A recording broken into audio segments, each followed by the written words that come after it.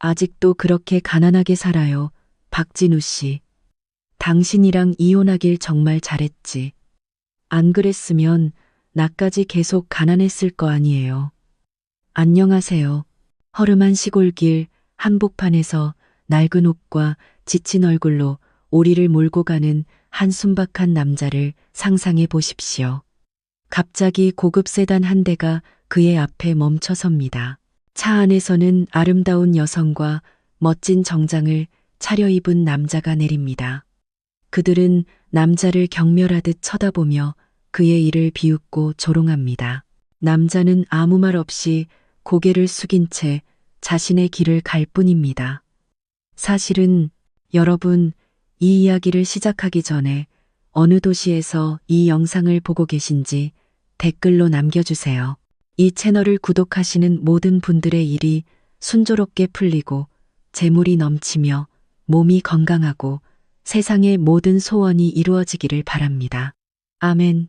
이제 이야기를 시작하겠습니다. 아침 이슬이 벼 이사 끝에 아직 매달려 있을 때 논두렁을 가로지르는 오솔길 위로 박진우의 조용한 발걸음 소리가 들려왔다.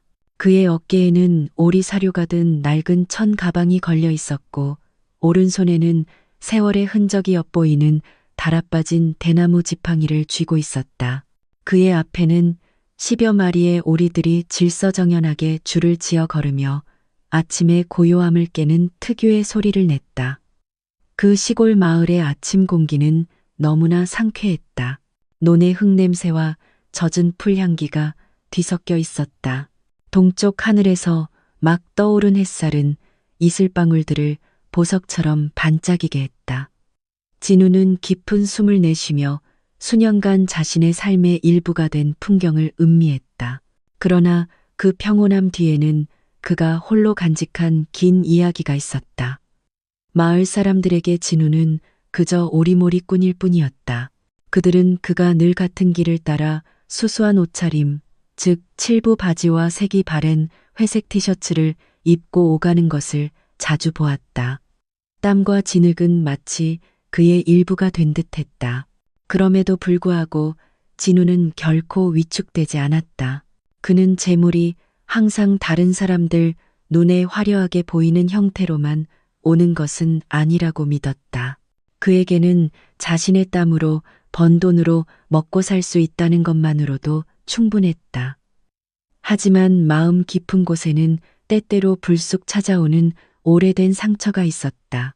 한때 그의 삶의 동반자였던 한 사람에 대한 기억이었다.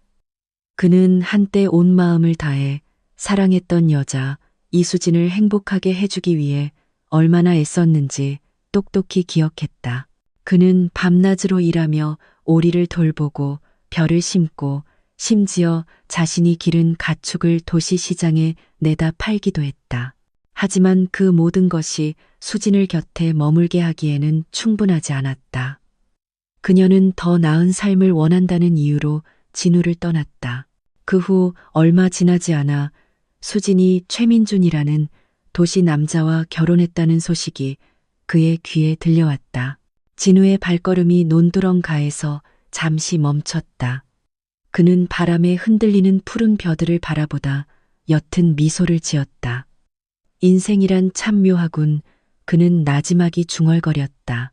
가슴 속에 씁쓸함이 있었지만 그는 슬픔에 잠기지 않기로 했다. 오리들은 흩어져 논두렁에서 먹이를 찾기 시작했고 진우는 흙더미에 앉아 평온한 눈으로 그들을 지켜보았다.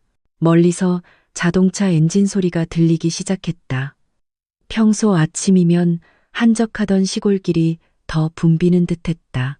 몇몇 농부들이 괭이를 메고 지나갔고 아이들은 아직 단정한 교복을 입고 학교를 향해 달려갔다.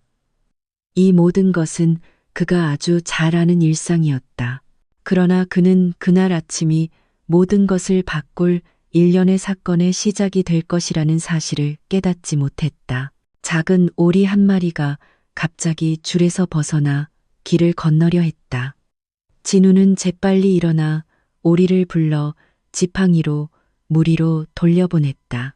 그는 잠시 후 그 길에 멈춰 설차 한 대가 단지 눈에 띄는 색깔뿐만 아니라 그의 인생 이야기의 일부였던 두 사람을 태우고 있다는 것을 몰랐다. 그리고 그 두 사람은 그의 마음을 다시 한번 시험에 들게 할 것이었다. 진우에게 그날 아침은 처음에는 그저 이슬과 논과 오리에 관한 것이었다. 그는 논두렁 위를 걷는 그의 작은 발걸음 뒤에서 운명이 사람들의 시선을 영원히 바꿀 놀라움을 준비하고 있다는 것을 아직 몰랐다. 진우는 시골 길가에 서서 고급 차량이 거의 지나다니지 않는 모퉁이를 바라보았다. 아까 들렸던 엔진 소리는 점점 선명해졌고 벼 이파리를 부드럽게 흔드는 바람 소리와 뒤섞였다. 그는 손에 든 대나무 지팡이를 들어 오리들에게 길가로 비키라는 신호를 보냈다. 혹시라도 차가 너무 빨리 지나갈까봐 두려웠기 때문이다. 마음속으로 진우는 누가 지나가든 별로 신경 쓰지 않았다. 그에게 이 길은 단지 마을과 도시를 잇는 연결로일 뿐이었고 수확물을 실은 트럭이나 농부들의 오토바이, 가끔 오픈카가 지나가는 곳이었다. 하지만 그날 아침 왠지 모르게 그의 발걸음은 더 무겁게 느껴졌다. 마치 어떤 예감이 가슴을 짓누르는 듯했다. 그리고 그 예감은 틀리지 않았다. 모퉁이를 돌자 눈부신 노란색 스포츠카 한 대가 나타났다. 광택이 나는 차체는 아침 햇살을 반사해 눈이 부실 정도였다. 차는 천천히 다가와 진우와 그의 오리떼 바로 앞에 멈췄다. 평소 따뜻했던 마을의 분위기가 갑자기 달라졌다. 조용했지만 주변에서 지켜보기 시작한 마을, 사람들의 시선으로 가득 찼다. 차의 왼쪽 문이 열리고 한 여자가 내렸다. 그녀의 검은 머리카락은 어깨 위로 단정하게 흘러내렸다. 하이힐은 먼지 쌓인 아스팔트 위에서도 그녀의 발걸음을 당당하게 만들었다. 한때 진우가 그토록 따뜻하게 느꼈던 미소는 이제 오히려 찌르는 듯했다. 그녀는 수진이었다. 진우는 말이 없었다. 과거의 그림자가 머릿속을 빠르게 스쳐 지나갔다. 함께 집 마루에 앉아 미래에 대해 이야기하던 날들, 또는 그녀의 얼굴에 번지는 미소를 보기 위해 소박한 선물을 사들고 집에 돌아왔던 순간들. 하지만 그 모든 것은 수진이 차가운 목소리로 말했던 그날 무너져 내렸다. 나 가난하게 살기 싫어, 진우 씨. 나한테 필요한 건 확실한 미래지 그저 논과 오리가 아니야. 그 말은 당시 그의 마음을 산산조각 냈고 이제 값비싼 옷을 입고 평가하는 듯한 눈빛으로 자신 앞에 서 있는 수진을 보니 그 상처가 다시 벌어지는 듯했다. 차 오른쪽에서는 건장한 체격의 남자가 내렸다. 그의 몸을 감싼 검은 정장은 흠잡을 데 없이 단정했고 흰 셔츠는 주름 하나 없이 빳빳했다. 그는 수진의 새 남편인 민준이었다. 그는 바지 주머니에 손을 넣고 있었다. 그의 얼굴에는 거의 과장에 가까운 자신감이 넘쳐 흘렀다. 두 사람은 차 앞에 서서 진우를 머리부터 발끝까지 훑어보았다. 수진은 한쪽 눈썹을 치켜 올리더니 짧게 웃었다. 아직도 오리나 몰고 있네, 진우 씨. 이혼하고 나면 인생이 좀 나아질 줄 알았는데. 뭐, 여전하네. 민준도 비스듬히 웃으며 거들었다. 그러게 말이야. 매일 흙냄새 풍기지 않으려면 사무실에서 일해야지. 그 말은 똑똑히 들렸고 지나가던 몇몇 마을 사람들도 곁눈질을 했다. 어떤 이는 씁쓸하게 웃었고 어떤 이는 못 들은 척했다. 진우는 그들을 잠시 바라볼 뿐이었다. 그의 입술은 굳게 닫혀 있었다. 그는 숨을 참으며 혀가 도발에 넘어가지 않도록 억눌렀다. 마음속으로 그는 최고의 복수는 거친 말이 아니라 시간이 진실을 보여주도록 내버려 두는 것임을 알고 있었다. 가자, 여보. 여기 오래 있고 싶지 않아. 옷에 논 먼지 묻겠어. 수진이 다시 차에 타면서 말했다. 민준이 뒤따랐고 잠시 후 차 엔진이 부드럽게 울리더니 진우를 길가에 남겨두고 떠났다. 오리들은 다시 걷기 시작했다. 방금 일어난 일에는 아랑곳하지 않는 듯했다. 하지만 진우는 멍하니 서서 다시 한적해진 길을 바라보았다. 아침 바람이 다시 불어와 벼와 흙냄새를 실어 날랐다. 그러나 이제 그의 마음에는 지우기 힘든 아픔이 뒤섞여 있었다. 그는 고개를 숙이고 긴 한숨을 내쉰 뒤 오리들을 따라 다시 걷기 시작했다. 발걸음은 무거웠지만 그의 눈에는 다른 무언가가 담겨 있었다. 분노가 아니라 그날이 이야기의 끝이 아니라는 것을 아는 결이었다.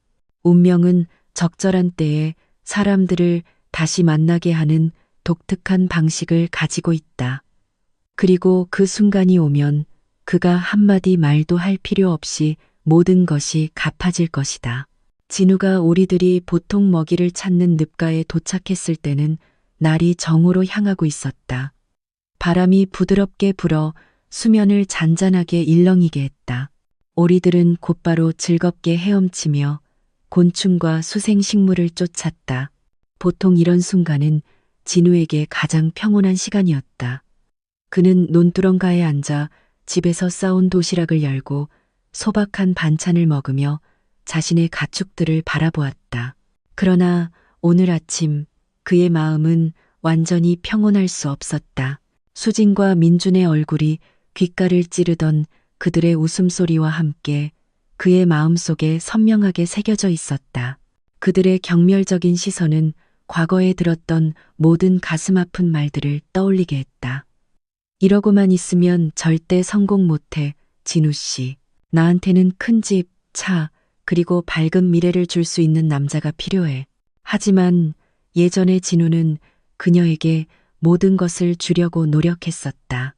그는 저축을 모으고 더 넓은 땅을 살 계획을 세웠으며 심지어 수진과 가까이 있기 위해 해외 근무 제안을 거절하기도 했다.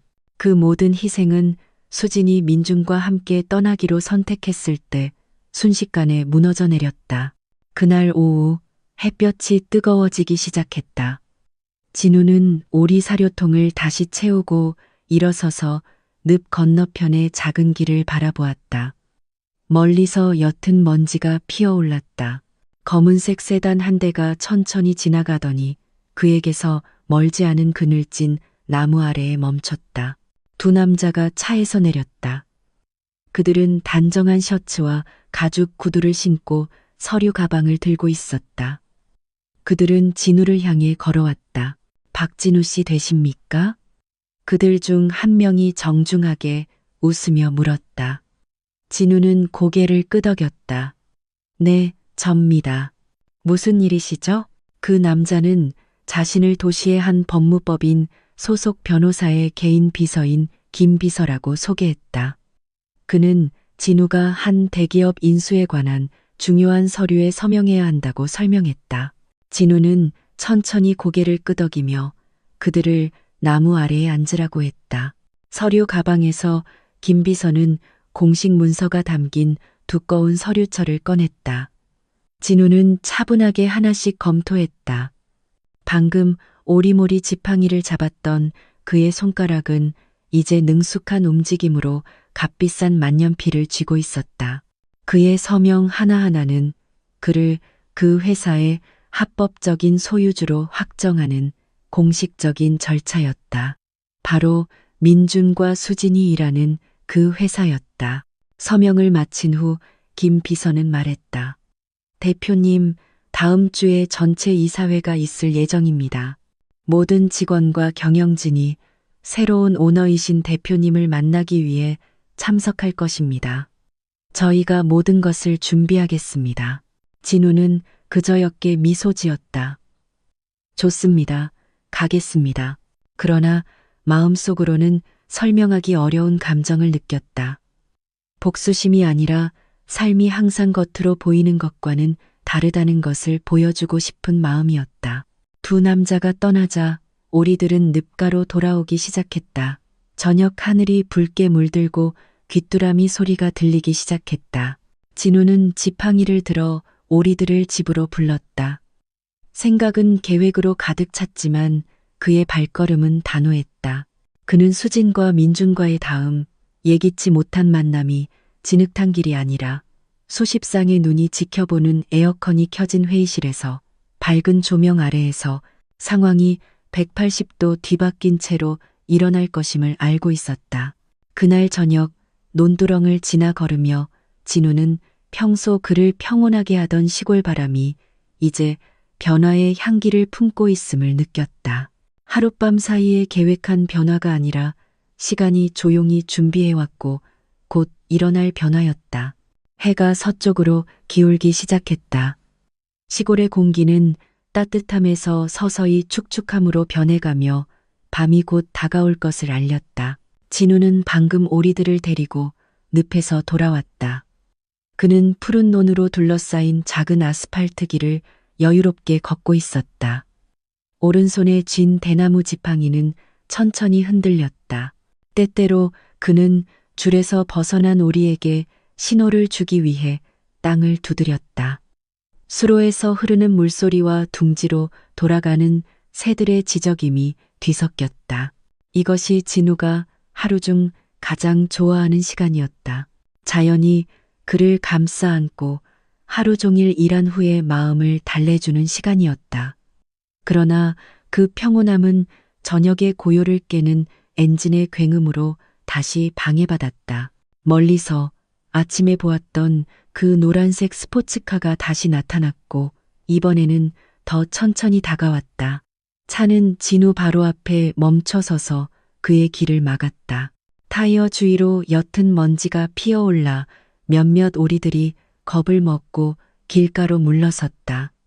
차 문이 열리고 수진이 당당한 걸음으로 내렸다. 그녀의 머리카락은 아름답게 찰랑거렸고 사무실 복장은 흠잡을 데 없이 단정했다. 민준이 운전석에서 뒤따랐다. 그의 검은 정장은 저녁 햇살에 반짝였다. 그들은 차 앞에 서서 진우의 길을 가로막았다. 어머, 또 만나네요.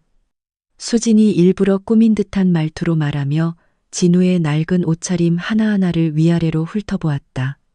아직도 그 오랜 취미 생활 중이시군요. 오리나 몰고 다니는 거요.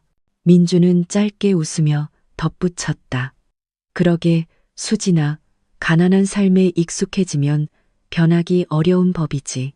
아마 도시에서 일하면 그 리듬을 따라가지 못할까봐 두려운가 보지. 오토바이를 타고 지나가던 몇몇 마을 사람들이 그들을 곁눈질했다. 어떤 이는 더 자세히 보기 위해 속도를 늦췄고 어떤 이는 멀리서 멈춰서서 구경하며 잡담하는 척했다. 진우는 이 사건이 오늘 밤 동네 주막에서 안주거리가 될 것임을 알았다.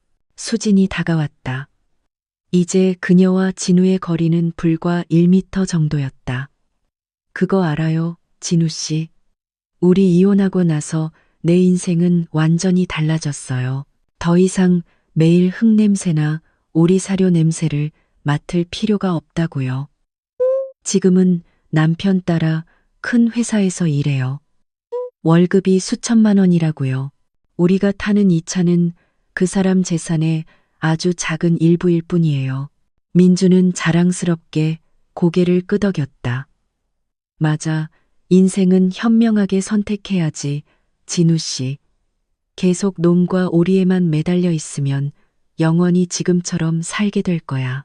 그는 땀과 흙으로 얼룩진 진우의 옷을 가리켰다.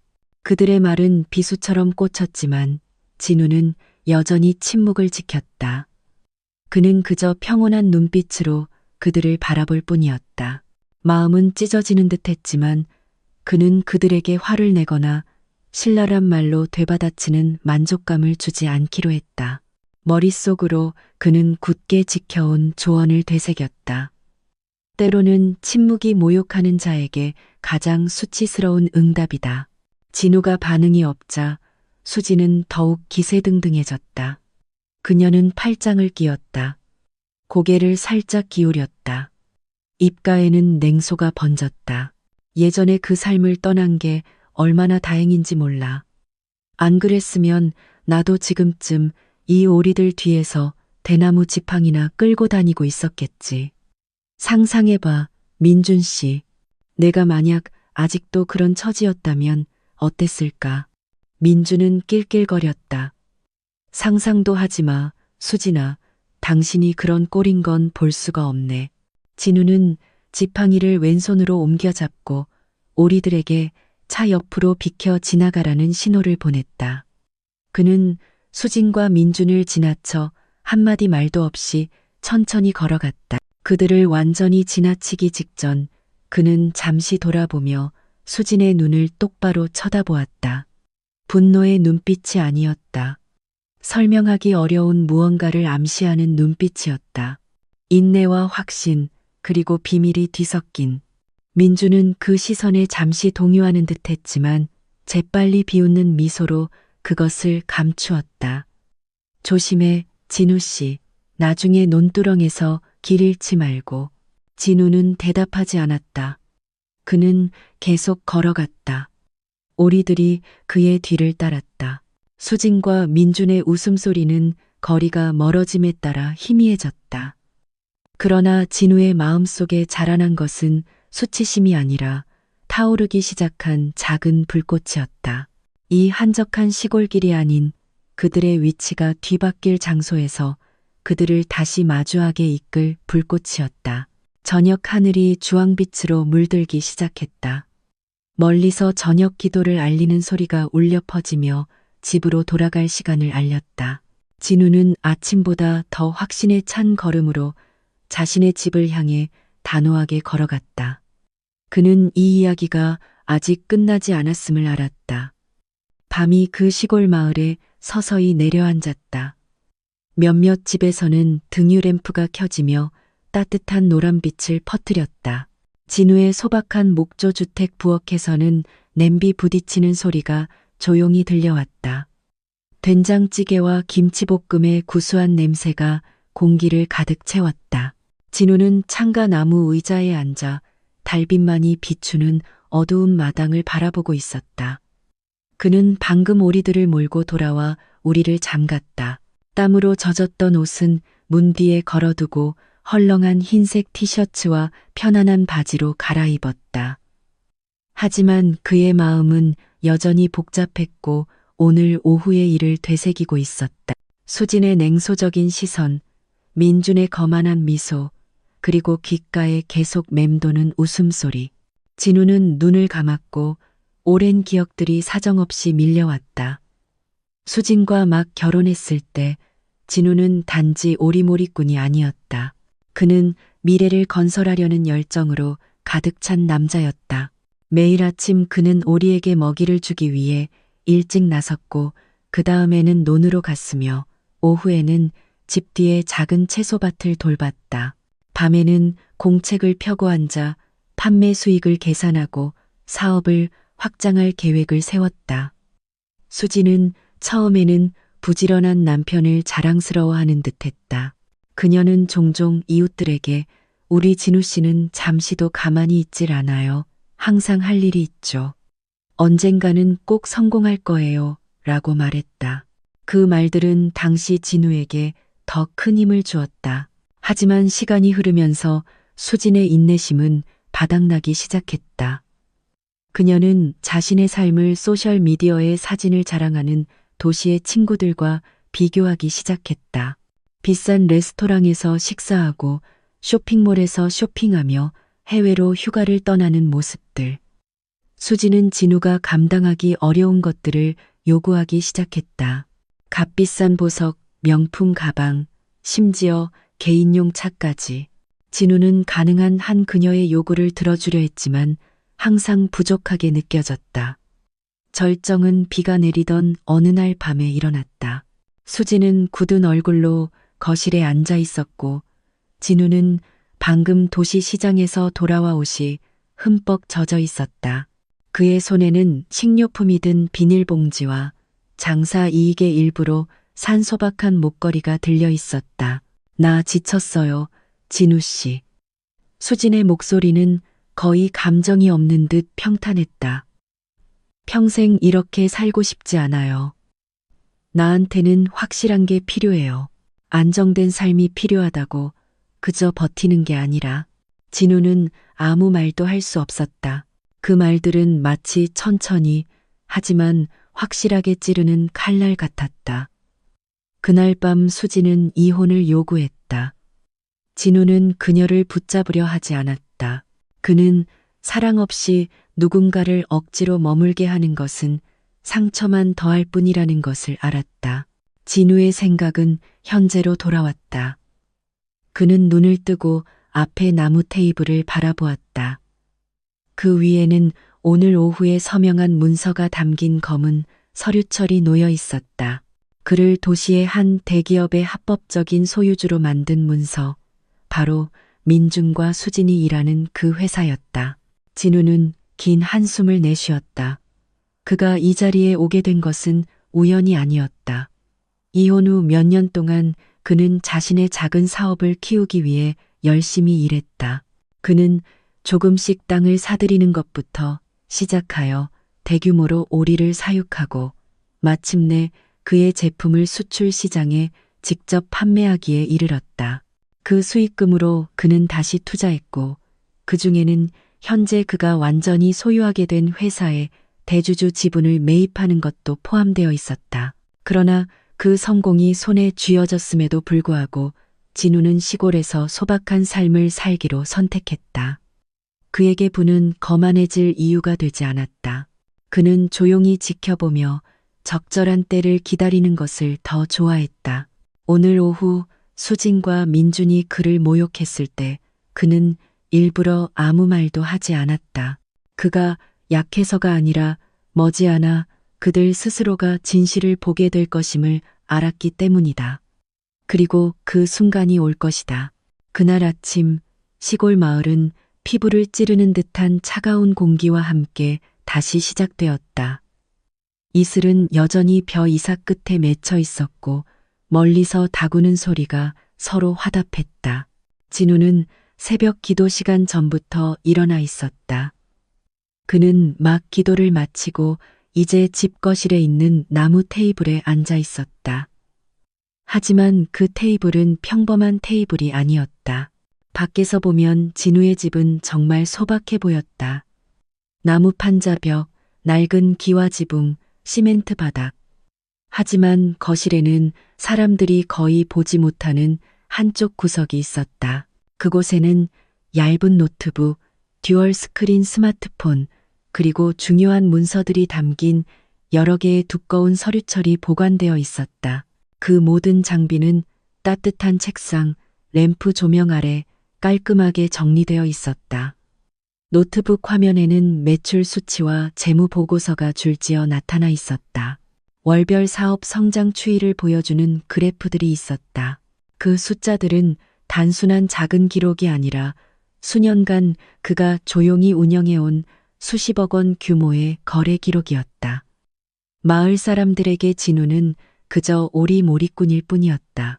그들은 그가 기르는 오리가 단지 지역 시장에서 팔리기 위한 것이 아니라는 것을 전혀 몰랐다. 진우는 대도시의 식품 공장에 오리알을 공급하고 심지어 자신의 수출 회사를 통해 해외로 수출하는 거대한 유통망을 가지고 있었다. 그뿐만 아니라 그는 부동산 분야에도 여러 투자를 하고 있었으며 그 중에는 현대 농업 분야에서 활동하는 한 대기업의 대주주 지분도 포함되어 있었다. 오늘 아침 그는 서울 본사에 있는 개인 비서로부터 온 이메일을 확인하고 있었다. 메시지에는 다음 주 이사회 안건 목록이 담겨 있었다. 맨 위에는 새로운 오너와 함께하는 전체 회의, 전원 참석 필수라고 적혀 있었다. 진우는 세부 사항을 꼼꼼히 읽었다. 그는 그 회의가 회사뿐만 아니라 개인적으로도 중요한 순간이 될 것임을 알았다. 왜냐하면 바로 그 회의실에서 그는 수진과 민준을 다시 만날 것이기 때문이다. 오리를 몰던 시골 남자가 아니라 그들이 일하는 회사의 최고 자리에 앉은 합법적인 주인으로서 노트북을 끈 후 진우는 부엌으로 걸어갔다. 그는 뜨거운 차 한 잔을 들고 집 앞 의자에 앉았다. 여기서 그는 분주해지기 시작한 작은 시골길을 볼 수 있었다.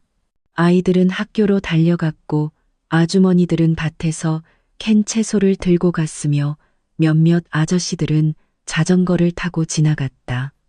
그 풍경은 항상 그를 평온하게 했다.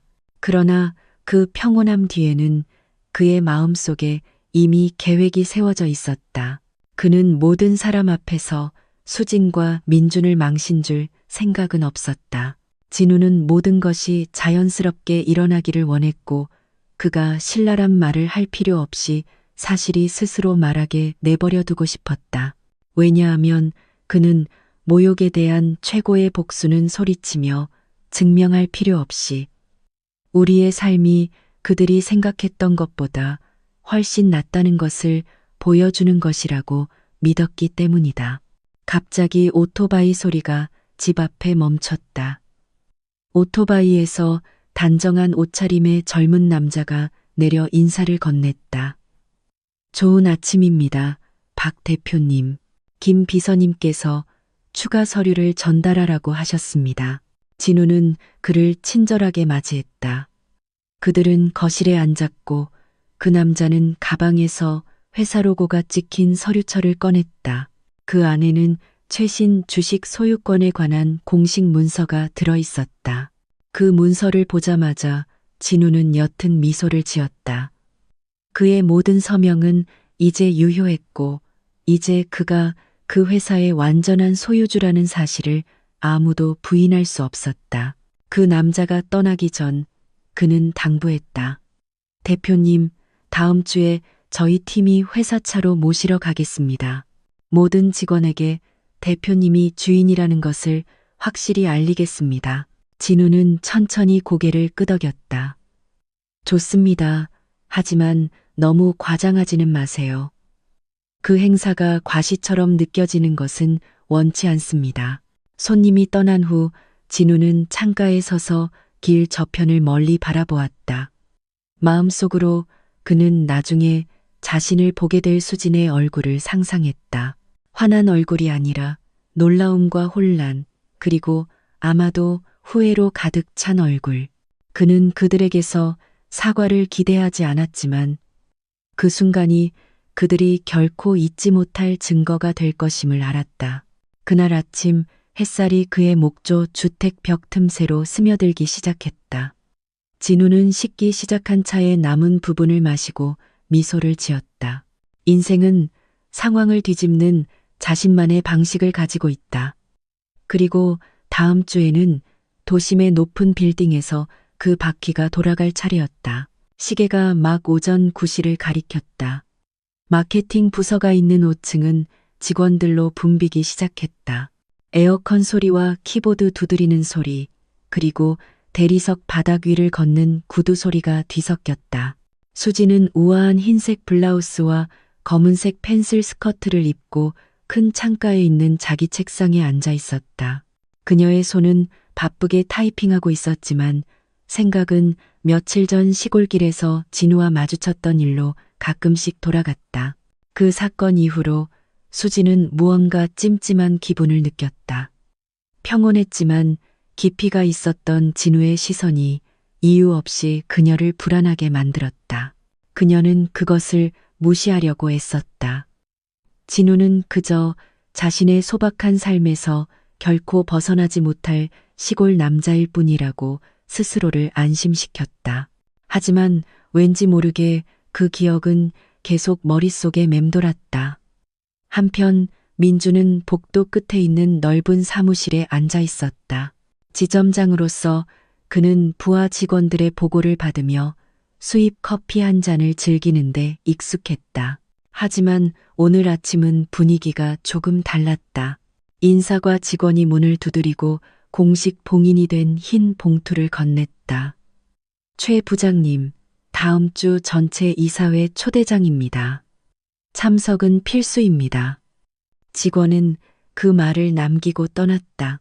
민주는 봉투를 열어 편지 내용을 꼼꼼히 읽었다. 종이 위에 글씨는 단호했다. 새로운 오너와 함께하는 전체 회의, 본관 대강당, 서부 표준시 10시. 그 아래에는 작은 메모가 적혀 있었다. 새로운 오너의 신원은 회의에서 직접 발표될 예정입니다. 민주는 미간을 찌푸렸다. 새로운 오너? 그는 이 회사가 소유주가 바뀔 것이라는 소식을 들은 적이 없었다. 최근 몇 달 동안 대규모 주식 매각에 대한 소문이 돌긴 했지만 민주는 그것을 심각하게 받아들이지 않았다. 그는 누가 사든 간에 정책을 크게 바꾸지 않을 늙은 사업가일 것이라고 생각했다. 그날 오후 갑작스러운 회의 소식은 전층에 빠르게 퍼졌다. 직원들은 탕비실, 책상, 심지어 엘리베이터 안에서도 속삭였다. 많은 사람들이 그들을 이끌게 될 미스터리한 인물이 누구인지 궁금해했다. 어떤 이는 외국인 투자자일 것이라고 추측했고 어떤 이는 권력을 되찾은 전임 CEO라고 말했다. 수지는 몇 시간 후에 초대장을 받았다. 편지 내용을 읽자 그녀의 심장은 이상하게 두근거렸다. 그녀는 새로운 오너라는 단어를 필요 이상으로 오래 쳐다보았다. 왠지 모르게 그녀의 생각은 진우의 얼굴로 잠시 스쳐갔다.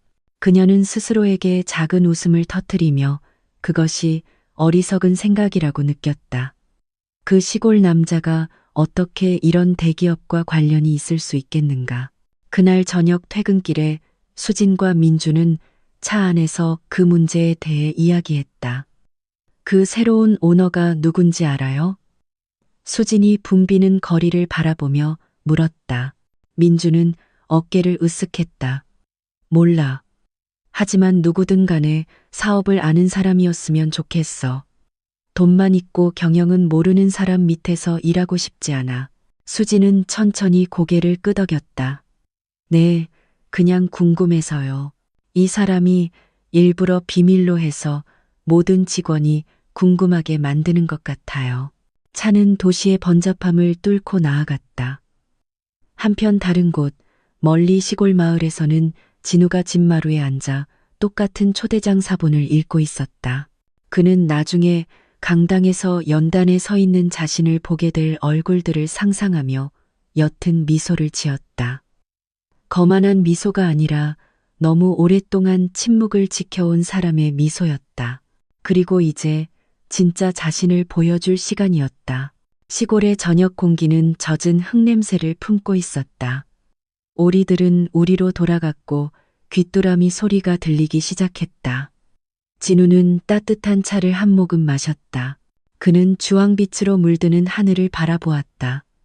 머릿속으로는 이미 그 순간의 세부 사항을 그리고 있었다. 회의실에서의 그의 발걸음 하나하나가 얼마나 놀란 수십 쌍의 눈에 비칠지. 그리고 그 모든 시선 중에서 그가 가장 보고 싶었던 두 쌍의 눈이 있었다. 바로 수진과 민준의 눈이었다. 전체 회의 날이 다가오고 있었다. 회사 본사의 분위기는 마치 분주한 벌집처럼 변했다. 모든 구석에서 직원들은 외모를 가다듬거나 발표 자료를 수정하거나 아니면 여전히 미스터리한 새로운 오너에 대해 속삭이며 바쁘게 움직였다.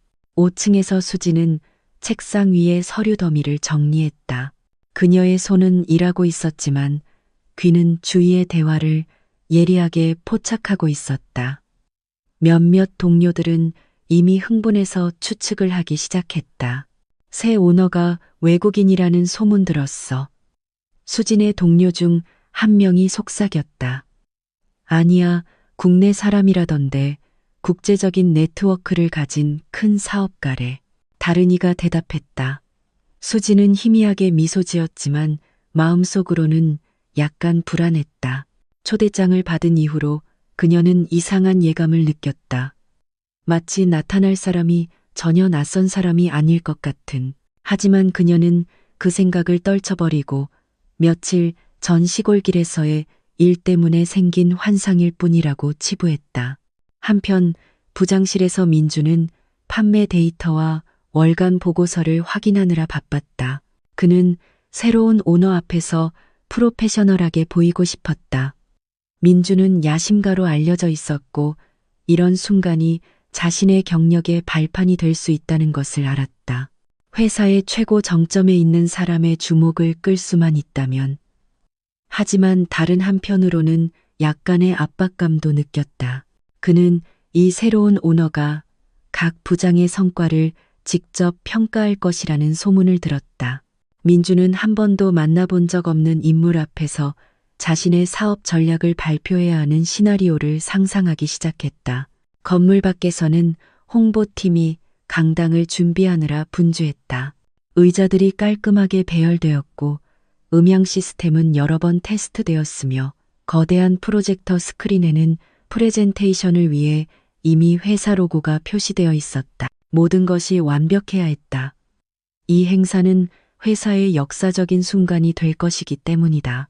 도시의 쉐뇨에서 멀리 떨어진 시골의 소박한 집에서 진우는 옷장에 걸려있는 검은 정장을 바라보고 있었다. 그 정장은 중요한 행사에만 입는 거의 입지 않는 옷이었다. 그는 먼지나 주름이 없는지 확인하며 부드럽게 쓰다듬었다. 옷장 옆 작은 테이블에는 전날 밤 직접 닦아 광을 낸 검은 가죽 구두가 놓여 있었다.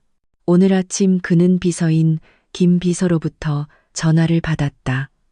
대표님, 모든 준비가 끝났습니다. 회의 전날 차가 모시러 갈 겁니다. 사무실 근처 호텔에서 숙박하시어 제 시간에 그리고 더 상쾌한 모습으로 오실 수 있도록 하겠습니다. 김 비서가 설명했다.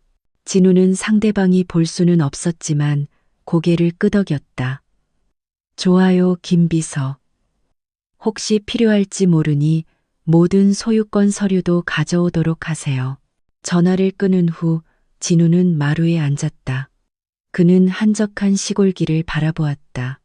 마음은 평온했지만 머릿속은 그날의 상상으로 가득 찼다. 그는 과도한 관심을 즐기는 타입이 아니었다. 하지만 이번에는 모든 시선이 자신에게 쏠릴 것임을 알았다. 하지만 그는 그 순간을 누구를 망신 주기 위해 이용하지 않을 것이었다. 그에게는 그저 그곳에 서서 자신을 소개하고 현실이 스스로 말하게 하는 것만으로 충분했다. 한때 그를 얕보았던 사람들은 그가 몰던 대나무 지팡이와 오리들 뒤에는 그들이 결코 상상하지 못했던 힘과 노력이 있다는 것을 알게 될 것이다. 사무실에서는 퇴근 시간이 다가오면서 분위기가 더욱 분주해졌다. 직원들은 회의 때 입을 옷을 입어보기 시작했다. 심지어 몇몇 부장들은 자신의 외모가 최고가 되도록 전문 스타일리스트를 부르기도 했다. 민주는 단골 재단사에게 새 정장을 주문했다. 한편 수지는 우아한 인상을 줄 것이라고 생각한 명품 핸드백을 샀다. 그러나 그들 중 누구도 새로운 오너가 낯선 사람이 아니라 한때 그들이 진흙탕 길에서 만났던 사람이라는 것을 상상하지 못했다. 한때 그들이 주저없이 모욕했던 사람. 5층 창밖으로 도시의 하늘이 주황빛으로 물들기 시작했다. 교통은 경적 소리로 가득했다. 시골에서도 해는 서서히 지고 있었다. 늪의 수면 위로 황금빛 반짝임을 남기며 진우는 집 앞에 서서 같은 하늘을 바라보며 깊은 숨을 들이마셨다. 다음 주 그들의 길은 다시 만날 것이다. 하지만 이번에는 시골길가가 아니라 크리스털 샹들리의 불빛 아래 웅장한 방 안에서 모든 이야기를 뒤집을 무대 위에서였다. 그날 아침 햇살이 그들이 머무는 고급 아파트의 커튼 틈으로 스며들었다. 수지는 먼저 잠에서 깨어나 몸을 쭉 펴며 20층에서 바라보는 도시의 풍경을 감상했다. 거리에는 차들이 붐비기 시작했고 아래에서 들려오는 경적 소리는 희미했다. 전체 회의 날이 눈앞에 다가왔고 그녀는 완벽하게 보이고자 결심했다.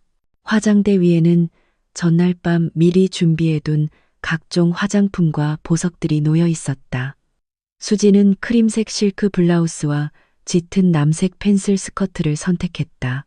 여기에 얇은 블레이저를 걸쳐 프로페셔널하면서도 우아해 보였다. 유명 부티크에서 새로 산 하이힐을 상자에서 꺼냈다. 거울 앞에서 자신을 비춰보며 수지는 만족스러운 미소를 지었다. 새 오너가 중요한 사람이라면 내가 뒤처져 보이고 싶지 않아. 그녀는 중얼거렸다. 마음속으로 그녀는 새 오너가 인상적인 외모를 가진 직원에게 관심을 주는 성공한 사업가일지도 모른다고 상상했다. 한편 옆방에서 민주는 새 정장을 입어보느라 바빴다. 정장은 현대적인 재단의 짙은 회색이었고 흰 셔츠와 남색 실크 넥타이와 잘 어울렸다. 그는 가죽 구두를 광이 나도록 닦은 후 큰 거울 앞에 섰다. 머리는 얇은 젤로 깔끔하게 빗어 넘겨 단호하고 위험 있는 인상을 주었다. 수진이 민준에게 커피 한 잔을 들고 들어왔다. 와, 정말 잘 어울려요. 꼭 최고 경영자 같아요. 수진이 미소 지으며 칭찬했다. 민준은 씩 웃었다. 당연하지. 새 오너가 비전 있는 사람이라서 나한테 더 높은 자리를 줄지도 모르잖아. 평생 지점장으로만 있고 싶지는 않아. 그들은 앞으로 다가올 엄청난 기회들을 상상하며 이야기를 나눴다. 민주는 심지어 새 오너에게 좋은 인상을 남기면 큰 프로젝트를 맡게 되거나 심지어 부사장으로 승진할 수도 있을 것이라고 상상했다. 수진도 뒤지지 않았다. 그녀는 그 회의가 인맥을 넓힐 기회가 되기를 바랐다. 어쩌면 더 높은 직책을 제안받거나 해외 출장이 잦은 중요한 임무를 맡게 될지도 모른다고 생각했다. 오후에는 단골 미용실에 가서 간단한 관리를 받았다. 수진의 머리는 부드럽게 드라이 되었고 얼굴은 그녀의 아름다움을 돋보이게 하는 자연스러운 터치로 화장되었다. 민준도 상쾌한 인상을 주기 위해 머리를 약간 다듬었다. 모든 것은 단 하나의 목표를 위해 행해졌다.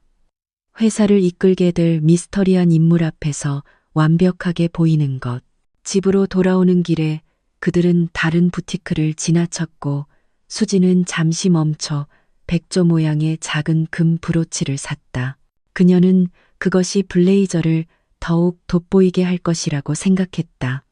작은 디테일이 중요해. 그녀는 만족스러운 미소를 지으며 말했다. 민주는 고개를 끄덕였다. 우리가 품격 있는 직원이라는 것을 보여줘야 해. 새 오너가 누구든 자신을 어떻게 꾸밀 줄 아는 직원을 분명히 높이 평가할 거야. 저녁이 다가오면서 그들은 아파트로 돌아왔다. 수지는 회의 중에 필요할지도 모를 메모와 서류가 든 서류 가방을 준비했다. 민주는 요청받을 경우를 대비해 모든 판매 데이터가 준비되었는지 노트북을 확인했다. 창밖으로 도시의 하늘이 붉게 물들었다. 서서히 사라지는 햇빛을 대신해 가로등이 켜지기 시작했다. 수진과 민주는 함께 서서 밤 풍경을 바라보며 내일이 그들의 삶에 큰 변화를 가져올 것이라고 확신했다. 그러나 그들이 몰랐던 것은 그 변화가 그들이 상상했던 것과는 다를 것이라는 점이었다. 그들은 부유한 낯선 사람의 지도 아래 새로운 장을 시작할 것이라고 생각했다.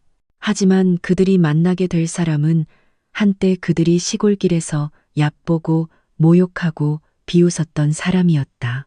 그리고 그 순간이 오면 그들이 쌓아올린 모든 확신과 오만은 서서히 무너져 내릴 것이다. 기다리던 날이 마침내 왔다. 아침부터 회사 본사 건물은 평소보다 더 붐볐다. 직원들은 평소보다 일찍 도착했고 대부분 최고의 옷을 차려입고 있었다. 중앙 로비에는 값비싼 향수 냄새와 하이힐 소리, 그리고 대리석 바닥에 울려 퍼지는 가죽 구두 소리가 뒤섞여 있었다. 접수 데스크 직원은 참석자 명단을 확인하며 모든 초대받은 사람들이 도착했는지 확인하느라 바빴다. 홍보팀의 몇몇 사람들은 강당의 준비 상태를 점검하며 돌아다녔다. 마이크는 이미 테스트되었고 프로젝터는 거대한 스크린의 회사 로고를 비추고 있었으며 의자들은 무대를 향해 깔끔하게 정돈되어 있었다. 수지는 우아한 걸음으로 들어섰다. 비싼 핸드백이 그녀의 팔에 걸려 있었다. 민주는 그녀 옆에서 걸었고 그의 정장은 로비의 크리스털 샹들리에 불빛에 반짝이는 듯했다. 몇몇 동료들이 그들의 외모에 감탄하며 돌아보았다. 수지는 옅은 미소로 화답했고 민주는 자신감 있어 보이려 애쓰며 짧게 고개를 끄덕였다. 두 사람은 강당 앞줄에 앉았다. 이 자리에서는 무대와 방왼 쪽에 있는 VIP 출입구를 명확하게 볼 수 있었다. 새 오너가 이용할 것이라고 알려진 문이었다. 수지는 손목시계를 쳐다보았다. 행사가 시작되기까지 아직 15분 정도 남아 있었다. 건물 밖에서는 분위기가 달아오르기 시작했다. 여러 명의 보안 요원이 입구를 지키고 있었고 자리를 잡지 못한 몇몇 직원들은 새 오너의 도착을 보기 위해 마당에 서 있었다.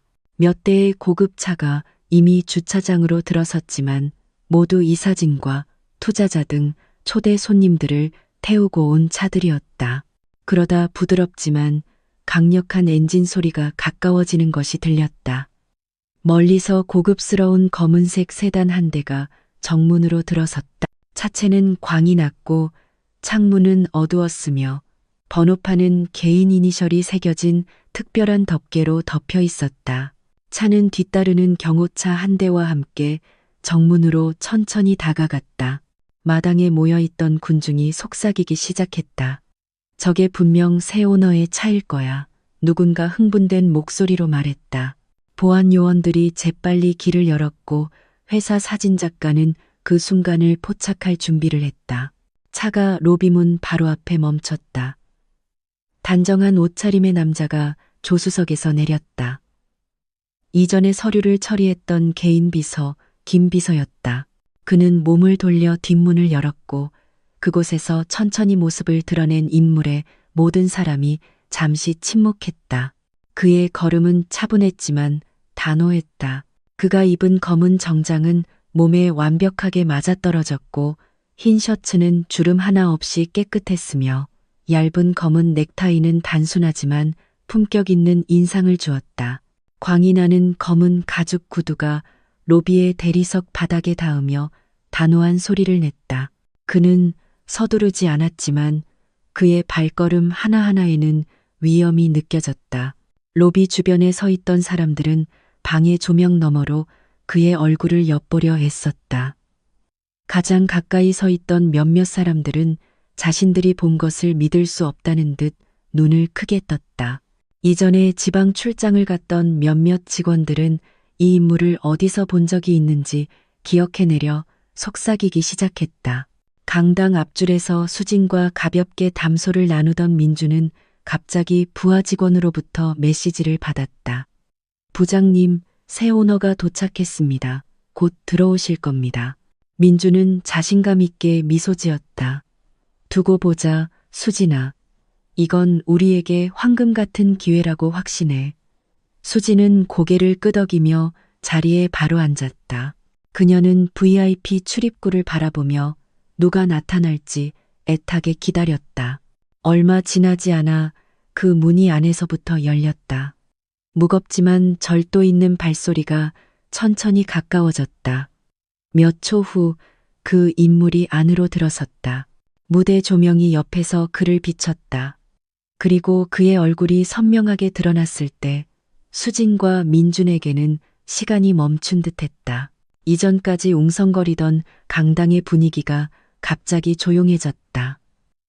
모든 시선이 VIP 출입구를 통해 막 들어선 인물에게 쏠렸다. 그의 얼굴에 비친 조명은 단호한 턱선과 깊은 눈빛, 그리고 몇몇 사람들에게는 낯설지 않은 옅은 미소를 드러냈다. 특히 앞줄에 앉은 두 사람에게는 더욱 그랬다. 박진우. 며칠 전 낡은 옷과 대나무 지팡이를 들고 시골길에서 오리를 몰던 그 남자. 이제 그는 완벽한 검은 정장을 입고 그들 앞에 서 있었다. 그의 가죽 구두는 조명을 반사했고 무대를 향한 그의 발걸음 하나하나는 차분하면서도 위험 있는 아우라를 풍겼다. 수진에게는 시간이 느리게 흐르는 듯했다. 숨이 막혔고 가슴이 답답했다. 길가에서 진우에게 던졌던 웃음소리가 이제 귓가에 다시 울려 퍼졌다. 하지만 이번에는 마치 자신에게 되돌아온 타격처럼 느껴졌다. 심장이 세차게 뛰었다. 그녀는 한때 미래가 없다고 여겼던 전 남편을 눈도 깜빡이지 않고 바라보았다. 한편 민주는 놀라움을 감추려 했었다. 그의 얼굴은 굳어 있었고 입술은 굳게 다물어져 있었다. 하지만 이마에는 옅은 땀이 맺히기 시작했다. 그는 재빨리 머리를 굴려 그 시골 남자가 왜 이 자리 수백 명의 직원 앞 중앙연단에 서 있을 수 있는지 논리적인 설명을 찾으려 애썼다. 진우는 천천히 무대 계단을 올라 준비된 연단 뒤에 섰다. 그의 비서인 김 비서가 마이크를 건넸다.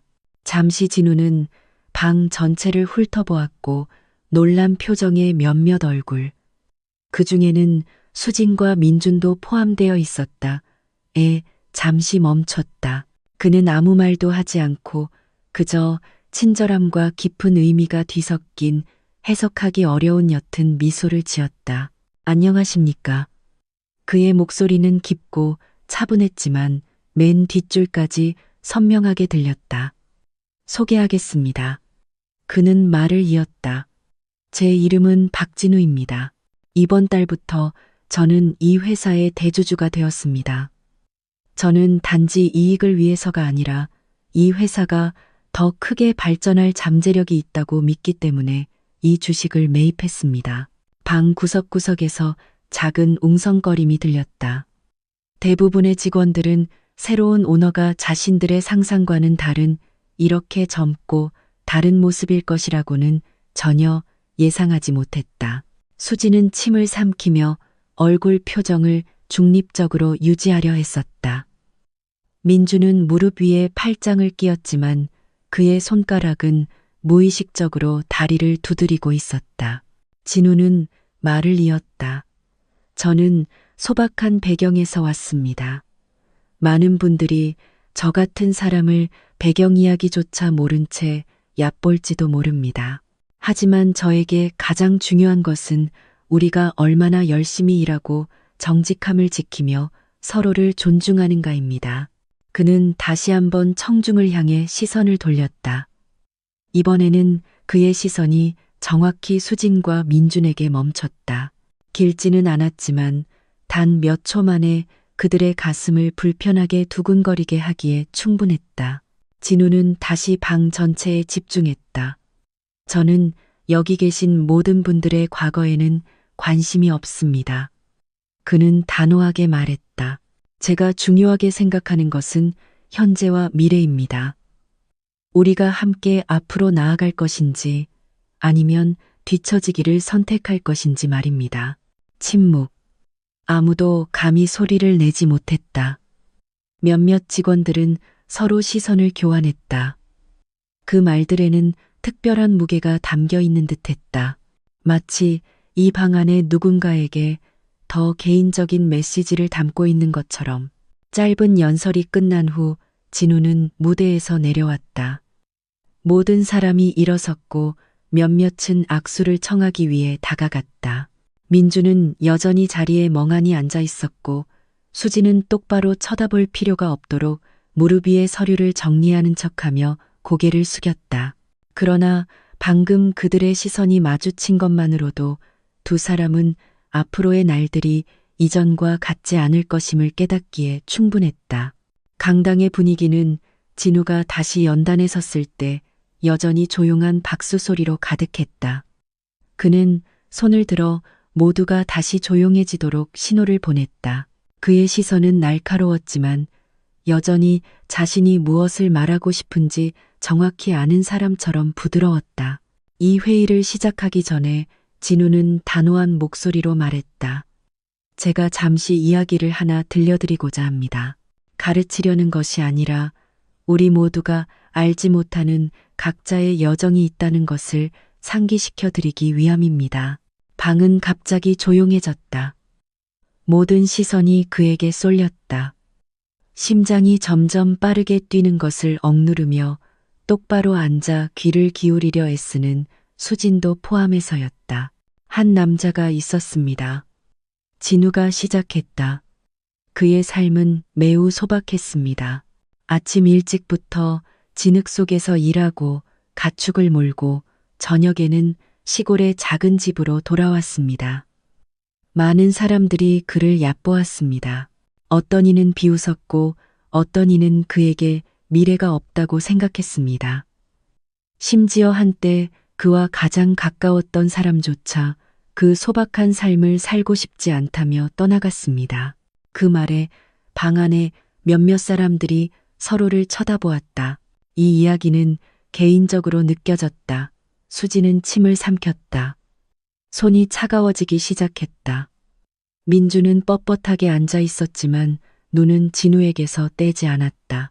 하지만 그 남자는 포기하지 않았습니다. 진우가 말을 이었다. 그는 이전보다 더 열심히 일했습니다. 그는 새로운 것을 배우고 시도하며 천천히 자신만의 사업을 일구었습니다. 그는 모욕의 분노로 답하지 않고 증명으로 답했습니다. 그리고 오늘 그는 이 방에 서 있습니다. 더 이상 얕보이던 사람이 아니라 이 장소의 주인으로서 말입니다. 몇몇 사람들은 깜짝 놀랐다. 방 구석에서 희미한 탄식이 들렸다. 수지는 고개를 숙였다. 손가락으로 블레이저에 달린 금 브로치를 꽉 쥐었다. 민주는 시선을 돌려 불안한 표정을 감추려 했었다. 진우는 한숨을 쉬고 옅은 미소를 지었다. 우리 모두는 아마 겉으로 보이는 것만으로 누군가를 판단한 적이 있을 겁니다. 하지만 기억하십시오. 낡은 옷이 항상 가난을 의미하는 것은 아닙니다. 흙냄새가 항상 낮은 신분을 의미하는 것도 아닙니다. 때로는 우리가 얕보는 사람이 바로 자신의 진정한 모습을 보여줄 때를 기다리고 있는 사람일지도 모릅니다. 그는 잠시 말을 멈추고 자신의 말이 스며들 시간을 주었다. 그리고 더 단호한 어조로 덧붙였다. 저는 이 회사가 상호 존중의 기반 위에 세워지기를 바랍니다. 왜냐하면 그것 없이는 어떤 협력도 지속될 수 없기 때문입니다. 그 문장은 정확히 목표물을 맞춘 화살 같았다. 수지는 그 말이 단지 일반적인 메시지가 아니라는 것을 알았다. 그것은 자신에게 직접적으로 향한 상기였다. 한편 민주는 평정을 유지하려 애썼지만 등줄기를 타고 흐르는 땀을 느꼈다. 박수 소리가 다시 들려왔다. 이번에는 더 우렁찼다. 그러나 그 소리 속에는 수진과 민준의 마음 속에 개인적인 침묵이 있었다. 두 사람 모두 며칠 전 시골길에서의 사건을 지울 방법이 없다는 것을 깨달았다. 이곳과 그곳에서의 진우의 얼굴은 삶이 언제든 방향을 바꿀 수 있다는 증거였다. 진우는 옅은 미소로 연설을 마치고 연단에서 내려왔다. 몇몇 직원들이 악수를 청하기 위해 다가왔다. 한편 수지는 진우가 자신에게 다가오지 않기를 바라며 깊이 고개를 숙일 수밖에 없었다. 하지만 마음속으로는 직접적인 만남은 시간 문제일 뿐이라는 것을 알았다. 진우 주변의 인파는 점점 더 빽빽해졌다. 직원들은 차례로 그의 손을 잡고 축하의 말을 건네며 자신을 소개했다. 감탄의 미소가 그들의 얼굴에 번졌다. 어떤 이들은 그의 위험 있는 외모를 칭찬하기를 주저하지 않았다. 그 인파 속에서 수지는 의자에 꼼짝 않고 앉아 있었다.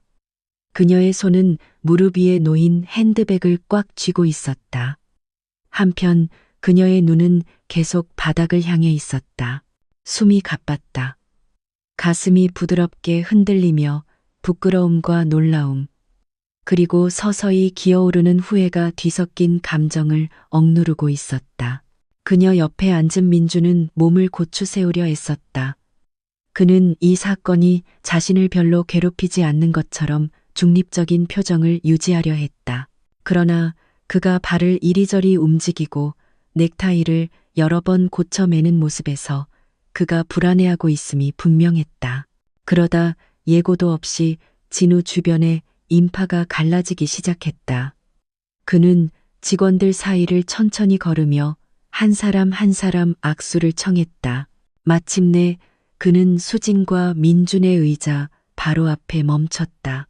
방 안의 공기는 갑자기 더 무거워졌다. 그들 주위에 앉아 있던 몇몇 동료들도 이 순간이 잊기 힘든 광경이 될 것임을 아는 듯 돌아보았다. 진우는 똑바로 서서 차분한 눈빛으로 두 사람을 바라보았다. 분노도 조롱도 없었다. 단지 나는 네 말에 복수할 필요가 없어. 왜냐하면 인생이 이미 나를 위해 그것을 해주었기 때문이야 라고 말하는 듯한 시선뿐이었다. 수지는 입술이 떨렸지만 미소를 지으려 애썼다. 새로운 직책 축하드립니다, 대표님. 그녀는 나지막이 말했다. 그녀의 목소리는 다른 직원들의 속삭임에 거의 묻힐 뻔했다. 진우는 천천히 고개를 끄덕였다. 감사합니다. 그는 수진을 몇 초 더 길게 쳐다본 후 민준에게로 시선을 돌렸다. 앞으로 잘 협력할 수 있기를 바랍니다. 민준은 재빨리 고개를 끄덕였다. 물론입니다, 대표님. 저는 모든 지시를 따를 준비가 되어 있습니다. 진우의 얼굴에 옅은 미소가 번졌지만 그의 눈빛은 변함없이 깊고 위험 있었다. 저는 전문성을 존중합니다. 그가 말했다. 그리고 저는 이곳의 모든 사람이 배경이나 외모에 상관없이 서로를 존중하기를 바랍니다. 그 말은 일반적인 메시지처럼 들렸지만 수진과 민준에게는 마치 얇은 칼날이 그들의 의식을 정확히 찌르는 것 같았다. 그 말을 들은 몇몇 직원들은 심지어 그 말에 특별한 의미가 있다는 것을 이해한 듯 서로를 쳐다보기도 했다. 그 후 진우는 다른 직원들을 맞이하기 위해 걸어갔다. 수지는 긴 한숨을 내쉬었지만 머리는 여전히 숙여져 있었다. 얼굴이 뜨거워졌고 귀가 윙윙거렸다. 눈꼬리에는 몇몇 동료들의 호기심 어린 시선이 잡혔다. 그 시선은 그녀를 더욱 그 방에서 사라지고 싶게 만들었다. 민주는 말없이 앉아 있었다. 그의 눈은 이제 다른 부장들에게 둘러싸인 진우를 따라갔다. 마음속으로 그는 한 가지를 이해하기 시작했다. 이 회사에서의 그들의 위치는 이전과 결코 같지 않을 것이다. 최고 자리에 앉은 사람은 이제 그들이 한때 무시했던 사람이었다. 그리고 그것은 그들이 바꿀 수 없는 현실이었다. 강당 밖에서는 부드러운 오후 바람이 불었다. 하지만 수진과 민준의 마음속에는 폭풍과 부끄러움 그리고 가라앉지 않는 불안감만이 불고 있었다. 전체 회의는 마침내 질의응답 시간으로 접어들었다. 몇몇 직원들이 손을 들어 회사가 추진할 새로운 업무 계획과 정책에 대해 질문했다. 진우는 간단하지만 그가 사업의 세부 사항을 뿌리 깊게 이해하고 있음을 명확히 보여주는 언어로 하나씩 답변했다. 분위기는 따뜻해지기 시작했다. 처음에는 경직되어 있던 직원들은 이제 더 편안해 보였다. 심지어 진우의 가벼운 유머가 섞인 설명을 들으며 미소를 짓기도 했다. 그는 단지 대답하는 것이 아니라 동기를 부여하기도 했다. 민준이 말할 차례가 되자 그는 일어서서 목소리를 안정적으로 유지하려 했었다. 박 대표님, 그가 말했다. 이 회사를 소유하게 되신 것을 축하드립니다. 지점장으로서 저는 대표님과 잘 협력하여 만족스러운 결과를 가져다 드릴 수 있기를 바랍니다. 몇몇 사람들이 진우가 어떻게 반응할지 궁금해하며 돌아보았다. 사무실에서 시골길에서의 사건에 대해 이야기하던 속삭임은 모두가 여전히 기억하고 있었다. 모든 세부 사항을 알지는 못했지만 일부는 그 이야기를 오늘 수진과 민준의 얼굴 표정과 연결하기에 충분히 민감했다. 진우는 옅은 미소를 지었다. 감사합니다, 최 부장님. 당신의 열정을 높이 삽니다. 이 회사에서 저는 누군가의 과거를 보지 않습니다. 저는 오직 헌신과 실제 업무 결과만을 봅니다. 그것이 공동의 발전을 위한 것이라면 우리는 앞으로 나아갈 것입니다. 그 대답은 중립적으로 들렸다. 그러나 민준의 귀에는 부드러운 꾸지람처럼 느껴졌다. 얕보는 어조는 없었지만 모든 사람이 이제 새로운 오너의 감시 아래에 있다는 것을 상기시키는 무게가 있었다. 그러다 예기치 않게 진우는 수진을 향해 돌아섰다. 마케팅 부서의 이수진 씨께도 감사의 말씀을 전하고 싶습니다. 저는 이미 당신 팀의 몇 가지 업무 결과를 보았는데 상당히 유망했습니다. 나중에 새로운 프로젝트 개발 기회에 대해 특별히 만나 뵙고 싶습니다. 방은 잠시 조용해졌다. 수지는 부끄러움과 혼란이 뒤섞인 마음속 감정에도 불구하고 몸을 고추 세웠다. 감사합니다, 대표님. 그녀는 나지막이 대답했다. 그녀는 진우가 과거에 자신이 했던 모든 말에도 불구하고 여전히 자신의 업무를 칭찬할 수 있다는 것을 예상하지 못했다. 진우는 모든 직원에게 말을 이어갔다. 저는 직장이 우리의 두 번째 집이라고 믿습니다. 그리고 이 집에서 우리 모두는 똑같이 중요한 역할을 가지고 있습니다.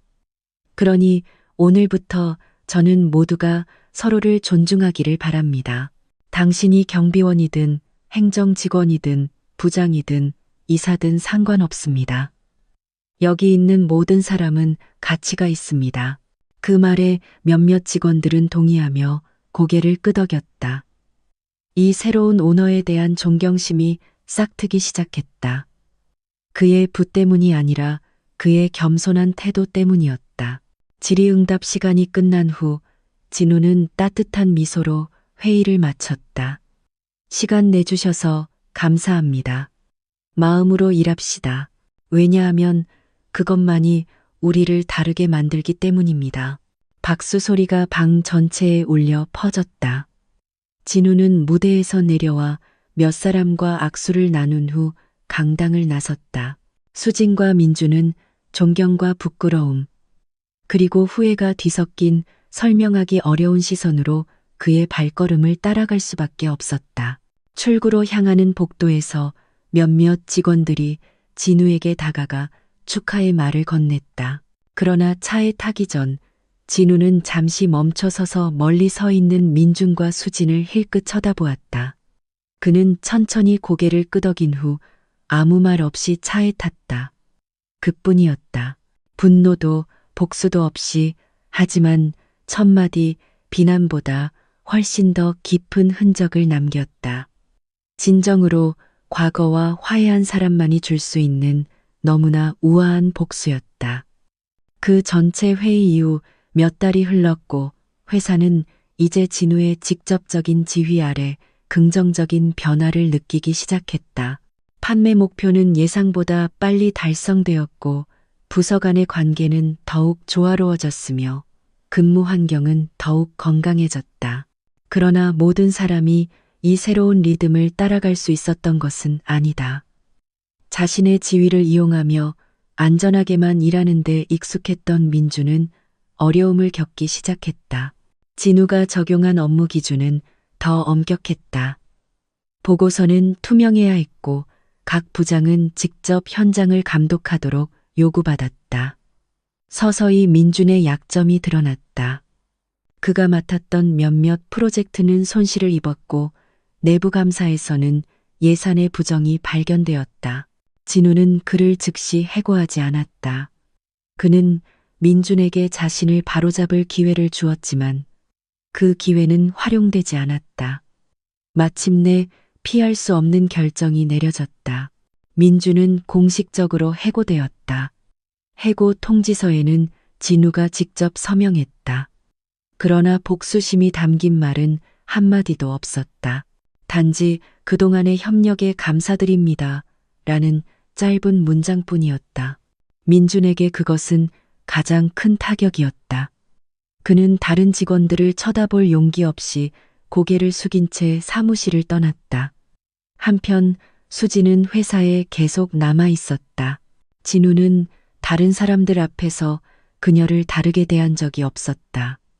하지만 수지는 보이지 않는 거리를 느꼈다. 그녀는 계속해서 업무를 수행했다. 그러나 회의실에서 진우가 차분하게 말하는 것을 볼 때마다 그녀의 마음은 점점 쌓여가는 죄책감으로 가득 찼다.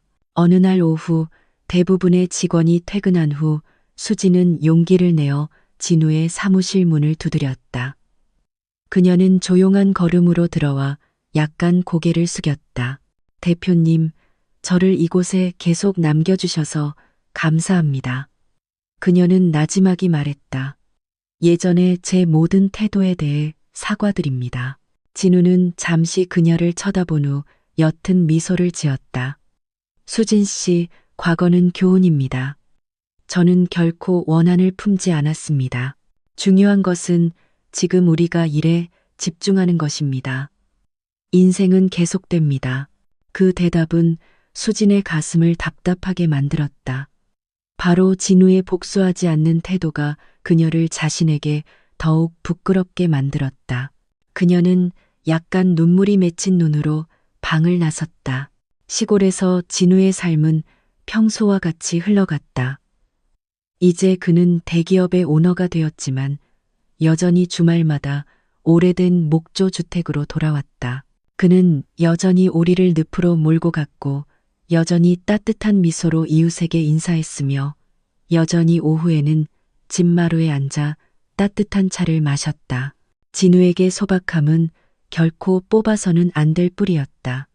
그는 얕보이는 것이 어떤 느낌인지 잘 알았고 겉모습만으로 누군가를 판단하는 사람이 되고 싶지 않았다. 어느 날 아침 그가 대나무 지팡이를 손에 들고 시골길을 걸어갈 때 그는 작은 버스 정류장에 앉아 있는 한 부부를 보았다. 민준과 수진이었다. 그들의 얼굴은 지쳐 보였다. 소박한 옷차림이었고 옆에는 큰 가방이 있었다. 마치 막 이사 온 것 같았다.